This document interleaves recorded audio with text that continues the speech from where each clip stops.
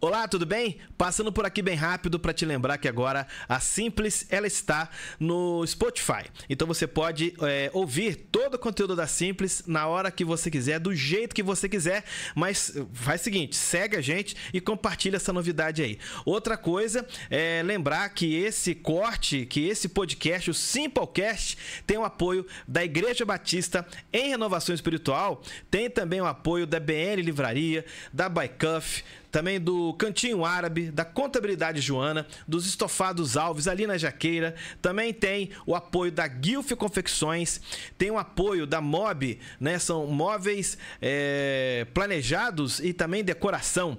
Tem a Movimente, Academia Gustavo Luiz Treina e também a Panificadora Porto Novo. Tá ok? Então, vamos pro corte.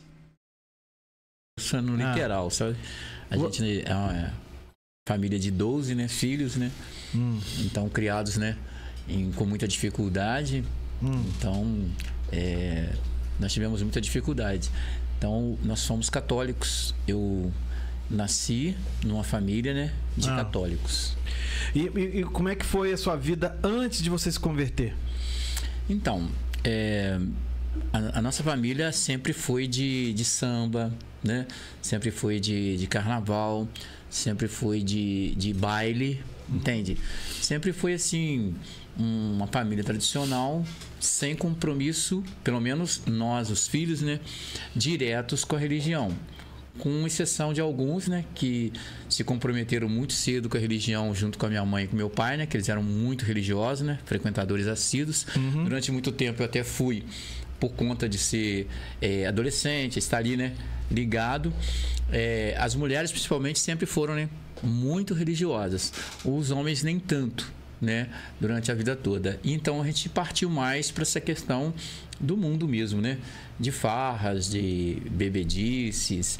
Eu acabei sendo usuário de drogas, me envolvendo muito com prostituição, garoto de programa e outras coisas que foram afetando, né, a moral nesse período em que eu estava distante de Deus, né? Mas quando falavam assim, alguém, eu, por exemplo, eu tinha um, como é que é o nome, gente, eu esqueço o nome daquele senhor. Ele canta ali no coral da igreja, ele fazia até um quarteto com Adão, com Mauro, um senhor careca que tinha uma voz gravona, e o outro rapaz que trabalhava no banco na Caixa Econômica Federal. Esse senhor? Ele é casado com a Rita. É Rita? Otacílio. O Otacílio uma vez me viu eu tava ali no banco com uma camisa de São Jorge Guerreiro. Ele virou pra mim e falou comigo assim: quem salva é Jesus, tá? Eu fiquei com uma raiva daquilo, eu detestei. Eu fiquei, que cara atrevido vir falar isso pra mim. Mas eu tinha aquela coisa que eu tava às vezes num evento, eu tava fazendo show em algum lugar, eu tava por aí fazendo show, e às vezes antes tinha um show evangélico. Eu me sentia muito bem. Eu ficava com raiva disso também, porque eu ficava muito bem no meio do povo evangélico. Aquilo me dava uma raiva. Eu falei, mas por que eu tô me sentindo tão bem assim? E nunca passou pela minha cabeça de me converter, de ser evangélico. Eu não me via assim. Na tua cabeça, você que veio dessa... Você tinha eu falo com todo mundo, né? A minha história do pastor Marcelo tem muita coisa em comum, né? Até de a gente querer ser padre... Também aconteceu também. Um tempo na minha vida que eu até pensei que isso que aconteceria devido às coisas. O tamanho do seu envolvimento na tua. Não, um envolvimento com a religião e os traumas que eu estava vivendo. Se eu entregasse para essa questão de ser padre.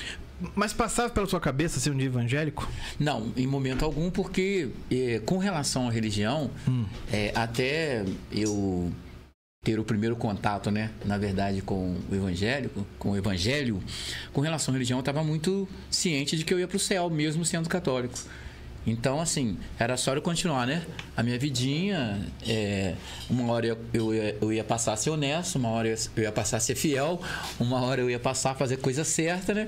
Para ir pro céu, né? Para pagar menos tempo depois de morto, essas coisas todas. Então, eu tinha a convicção de que estava certo do jeito que estava. Então, eu não pensava em mudar nada. Muito pelo contrário, não teve nenhum momento antes da minha conversão que eu tive um contato, né? com o evangelho que eu me sentisse assim como você falou, né? Sempre me senti tranquilo lá no catolicismo com relação à religião, porque o que eles me falavam eu achava que estava certinho, que estava tudo batendo bonitinho. Pensava que a gente realmente iria para o céu, independente da religião. Até que o evangelho, né, me alcançou. Aqui mesmo em Belém, Paraíba. Na verdade, a primeira vez que eu entreguei, né, que eu aceitei a proposta do evangelho foi exatamente no mês de maio, né? Foi em maio de 1990, maio de 1989, quando eu estava voltando do quartel para cá, para Belém, Paraíba. Eu estava passando uma crise muito grande, né? Muito difícil com relação ao meu primeiro casamento. E eu queria reconquistar a minha família, queria minha família comigo. Então, eu tive um contato com o evangelho, aceitei Jesus ali em maio de 89. Só que 3 meses depois, 4 meses depois, né, eu não aguentei a pressão, né? E desviei. Aí fiquei 2 anos no mundo e retornei dia 13 de dezembro de 92. E nesse período que você ficou desviado, como é que estava a sua vida? Como é que ficou a sua vida? Qual foi o resultado disso tudo, de se desviar? Foi muito pior. Em 2 anos eu fiz coisa que... nesses 2 anos, né? Eu fiz coisa que... A minha vida já era errada, né?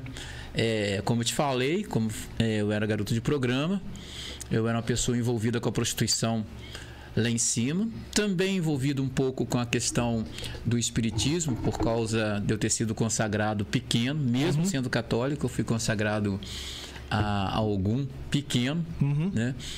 E nesse caso eu estava envolvido tanto com o catolicismo, né, quanto com essa questão espiritual que me envolvia constantemente. Eu tinha visões, eu tinha situações em que às vezes incorporava, entende? Tinha essas coisas todas por causa de uma consagração que aconteceu quando pequeno. Então, quando aconteceu de eu desviar na primeira vez que eu voltei para o mundo, eu não tinha mais vergonha.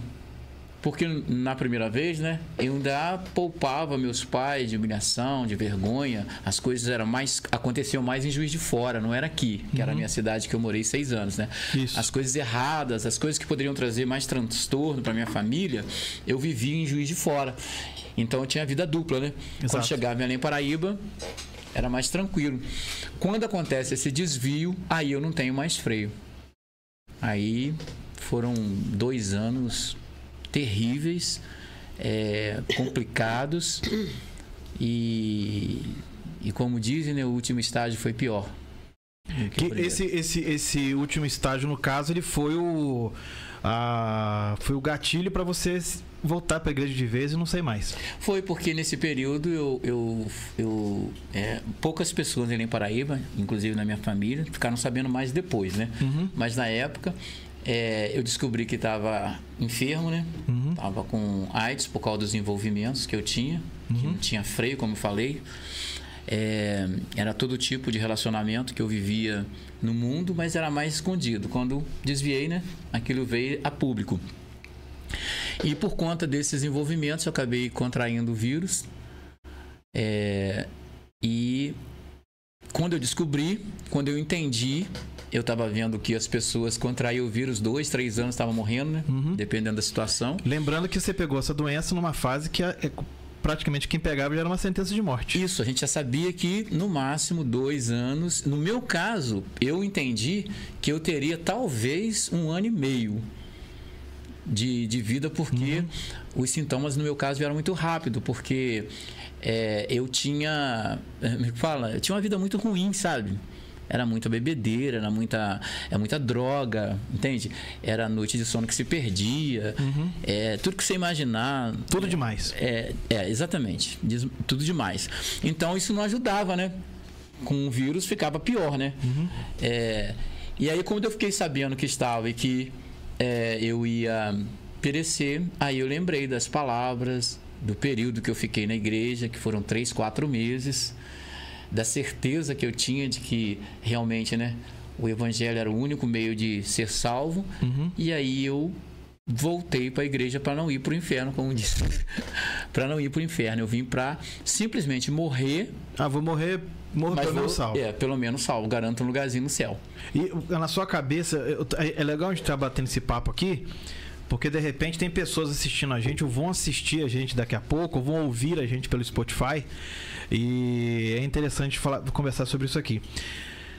Às vezes tem pessoas que já estão nesse perfil que você esteve. Isso. E que muitas pessoas, né, já passaram por isso, mas de repente bate aquela coisa, não vou não, porque eu já errei várias vezes, eu voltei e saí várias vezes. Essa pessoa ela não deve desistir, né? Não, porque assim, quando da minha volta, Gustavo... Aliás, isso passou pela tua cabeça? Não, isso aconteceu comigo. Hoje eu tenho uma tolerância muito grande, uma paciência muito grande, uma expectativa muito grande que muitas pessoas não têm, porque aconteceu comigo. Eu voltei várias vezes e eu voltava com sinceridade, sabe? Com vontade de ficar. Mas o que me atraía no mundo era muito forte, né? Os vícios, as farras, quando eu menos esperava, estava lá embora. É bem sedutor, né? Isso. E isso não é incontável as vezes que eu tentei, nesse período, retornar, nesses 2 anos e meio praticamente, né? Que eu tentei retornar, voltava, ficava uma semana e ia embora. Tanto é que as pessoas pensavam que eu estava brincando, né? Que não estava levando a sério, que eu estava zoando. Que, aliás, eu mesmo pensava muitas vezes. Você pensava isso e é um pensamento que bate na gente volta e meia, né? A gente pega, olha e fala assim, essa pessoa, de novo, pelo amor de Deus. Mas eu fui muito ajudado. Algumas pessoas, eu não me esqueço, né? O Nésio, né? O Neném. Que é o Neném, o famoso Neném. O Rodrigo Ferreira também teve uma participação muito grande. O Digão. O fotógrafo Edilson, principalmente. A família Pereira, sabe? Adão nem se fala, né? Mas o Edilson foi o que mais... O Edilson tem um negócio de um rádio que ele tinha... É isso mesmo? Não, o Edilson foi o que mais... O Edilson ficou 2 anos, desde o meu desvio, desde o dia que eu desviei, que ele ficou sabendo, né? Ele ficou 2 anos intercedendo direto por mim, todos os dias. E ele passava lá, ele não só intercedia, né? Ele ia em casa, conversava, levava, na época era o LP, né? Levava o vinil, vários vinis que ele levava, né? Uma vez ele comprou um aparelho... essa é a história do rádio. Videocassete, era um videocassete. Aparelhinho, né? E quem estreou foi eu. Ele deixou lá em casa com fitas de músicas evangélicas, pregações. E ele, praticamente todos os dias, né? Ele me procurava, ele realmente intercedeu. Quando ele percebeu que não dava mais, quando ele pensou em desistir, ele se juntou mais força com a dona Auracina, né? Convidou a mãe. Então foram muitas pessoas que participaram, mas ele teve uma participação especial, o Edilson, né? Com relação a isso, porque insistiu, não desistiu, e aí fica até, né, um agradecimento mais uma vez para o Edilson, para a família Pereira, né, aqueles que tiveram essa contribuição direta. Dona Horacina não está mais conosco, mas foi também, né, fundamental na época, inclusive a minha família em geral, né? Eles sempre tiveram como na mira deles para oração, para intercessão. E aí, quando aconteceu a conversão, nesse dia que eu falei, né? Aí mudou a história, mudou completamente a história. Eu me lembro que com 8 meses, eu não pedi nenhuma vez para ser curado. Nenhuma vez, porque eu não achava digno por causa do que eu tinha feito, né? Você recebe a salvação, recebe a oportunidade, desperdiça ela, joga fora, você volta humilhado, né? Você só quer ser salvo. Né?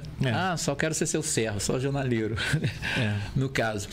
Mas o Senhor acabou me curando no 8º mês, quase uma gestação, né? No 8º mês que eu tinha voltado. A palavra de Deus é muito clara, né? Que a gente pede uma coisa, mas Deus quer dar muito mais daquilo que a gente está pedindo. Isso. Né? E você acaba indo para vou morrer salvo, pelo menos, acaba vindo com a cura. Como é que você como é que você sentiu que você estava curado? Como é que aconteceu isso? Foi sobrenatural o que aconteceu. Eu, quando percebi porque foi piorando, né? Foi começando os sinais, né? Os sintomas começaram a aparecer. E eu emagreci muito. O pessoal até achava que eu estava ainda... Não, na época. Na época, né? Eu emagreci muito. O pessoal até achou que era por conta das drogas, né? Que eu usava, porque eu ainda estava usando droga dentro da igreja, né? Apesar de que eu fiquei 4 meses ainda usando, até vir a libertação total, né? Você estava usando droga e ainda frequentando a igreja? Isso, foi 4 meses, foi muito difícil. Principalmente o tabaco, o cigarro que foi... O álcool foi imediato, sabe? As outras drogas foi imediato, mas o tabaco é que me levou 4 meses para poder... Aí veio a questão da cura da AIDS. Aí eu comecei a levar pessoas, falei assim, quero chegar lá, pelo menos ter uma recompensazinha, um galardão, né? Aí eu comecei a levar pessoas, levar o pessoal direto pra igreja, muita gente. Aí um dia eu encontrei com um rapaz na rua de dia, tardezinho assim, e ele tava passando muito mal, pediu que eu orasse. Eu falei assim, vamos lá na igreja que as irmãs estavam lá, que a irmã estava lá. Cheguei lá, era a irmã Juraci. Irmã Juraci, né? Um abraço aí especial, dona Juraci Carvalho, né? Mãe do Léo, né? Não. Dona Juraci, mãe do Tauã. Não, é a avó do Tauã. A avó do Tauã. Mãe da Luísa ali do bar. Mãe da Luísa do bar ali, do pastor Luiz lá do Sítio Branco. Entendi. E outros irmãos aí da família, Adriana, a mãe do Tauane, a Andrelina, né? Aí a dona Juraci estava lá e eu levei o rapaz para ela orar. E durante o tempo que ele estava orando, acho que aconteceu uma coisa fantástica. Quem estava recebendo a oração era eu. Ela estava orando por ele. E eu comecei a sentir um fogo no meu corpo, mas queimava, de eu ficar assim desesperado. E a impressão que eu tinha é que subia e descia acelerado, sabe? O fogo no meu corpo todo, como se estivesse subindo e descendo em volta, por dentro. Aquilo, eu estava já pensando até que eu estava ficando louco. E de repente parou. Eu esperei ela terminar de orar, né? Quando ela terminou de orar, ela não sabia que eu estava aidético e só ficou sabendo 3 anos e meio depois que ela tinha sido usada para me curar, porque eu queria ter certeza, né? Da cura para poder comunicar. E aí ela falou assim, olha, enquanto eu estava orando, Deus me mostrava uma bola de fogo que subia e descia numa velocidade, né? Muito grande. Eu falei, foi o que eu senti, né? Uma bola de fogo que subia e descia. Me queimava por dentro e por fora. E, de repente, essa bola de fogo parou sobre a pessoa. Aí veio de um lado, né? Veio uma mão muito grande com uma seringa. E aí, injetou essa seringa e puxou o sangue dessa pessoa. E aí veio uma outra mão grande pelo outro lado, com outra seringa. Mas ela só estava com sangue e foi injetado sangue novo. Glória a Deus. Nessa pessoa. Aí quando ela falou isso, ela falou assim, olha, alguém foi curado de uma enfermidade muito séria aqui, mas ela não sabia de nada. Ela não sabia. E eu quietinho, porque quem tinha sentido era eu, né?